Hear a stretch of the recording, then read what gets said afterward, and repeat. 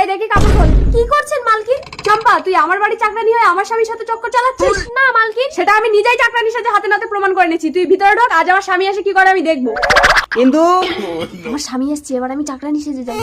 বাবু, উরি বাবা, আমার বউ তো চাকরানির গুলো নকল করে আমার পরীক্ষা নিচ্ছে। ঠিক আছে, কি ভাবছো মালিক? তোমার বউ এই ঘরে ঘুমোচ্ছে, চল আমরা ওই ঘরে ঢুকে ধাপড় দুপুর খেলা করি। আরে ধাপু দুপুর, সামান্য চাকরানি হয়ে তুই মালিকের হাত ধরে টানিস? যা বেরিয়ে যা, কোনোদিন যেন আমার ঘরে তোকে না দেখি। ইন্দু,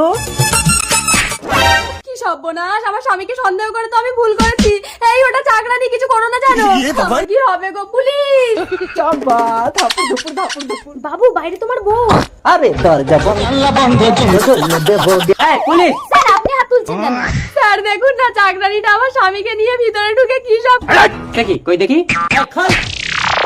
ये सब क्या देख সরি ম্যাডাম, আমি আপনাকে চাকরানি ভেবেছি। না স্যার, ওই চাকরানি। এই তুই চাকরানি, তুই চাকরানি, তুই। স্টপ। আচ্ছা আপনি বলেন তো, কোনটা আপনার বউ আর কোনটা আপনার বাড়ির চাকরানি? সেটা আপনি দুজনের পোশাক দেখলেই বুঝতে পারবেন।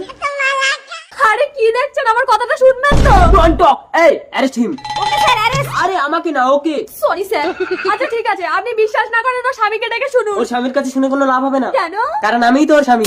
তাহলে আপনি আপনার বউকে কিছু বলছেন না কেন? বলে আর কি হবে, ও বর পাল্টে নিয়েছে, আসুন আমি বউ পাল্টে নেবো।